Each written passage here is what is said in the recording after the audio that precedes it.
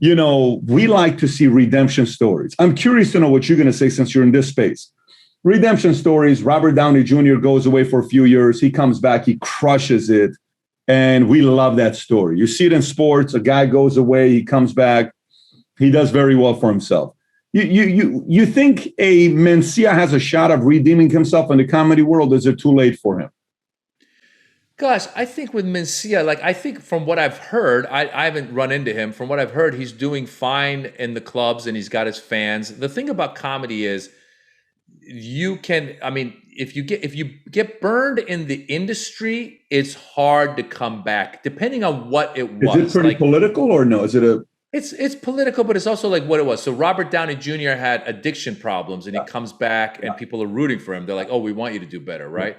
But if you get caught for plagiarizing or stealing, unless, and I'm talking about in the industry now, unless he were to come back and say, "I'm going to make a movie about a guy who lost everything because he got caught plagiarizing, and then he grows and he comes back and he realizes he's going to be himself," or he does a one-man show about self-deprecation, self-deprecation, but also like showing that there's growth. I mean, maybe then.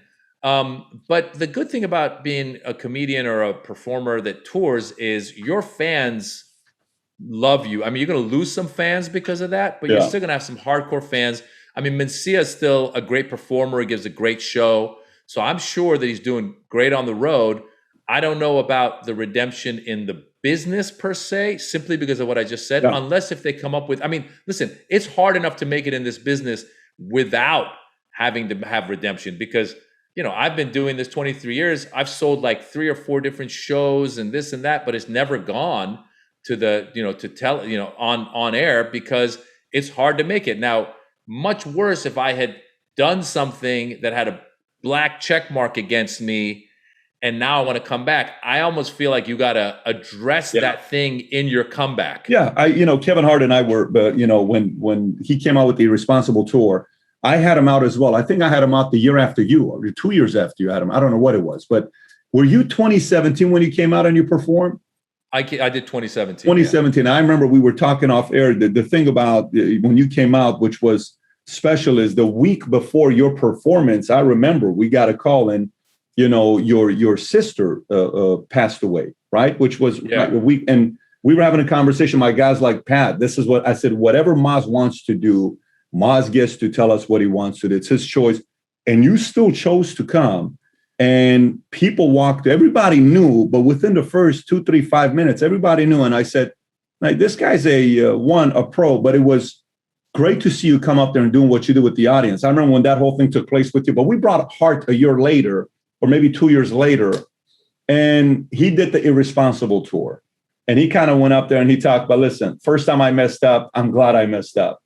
But the second time I messed up, I really messed up. He went up, just said, this is what I did, that's what I did. And you're saying take a page out of Kevin Hart's playbook to see if you even stand a chance to make a comeback.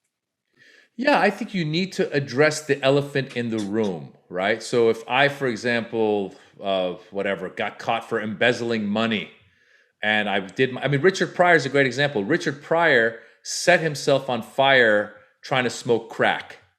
And then he went on stage later and did an act where he talked about setting himself on fire. And he made it funny because he goes, you'll never run faster than when fire's chasing you and it's on your back. And whatever he did, you have to address it. You have to address it somehow, either in a funny way or in a sincere way. You could go up to, if I had embezzled money, let's say I were Bernie Madoff and now I've gotten out, I'm doing stand-up. I better have some jokes about it, or I better go on stage and go, look, guys, thank you for coming out. I appreciate you giving me a second chance.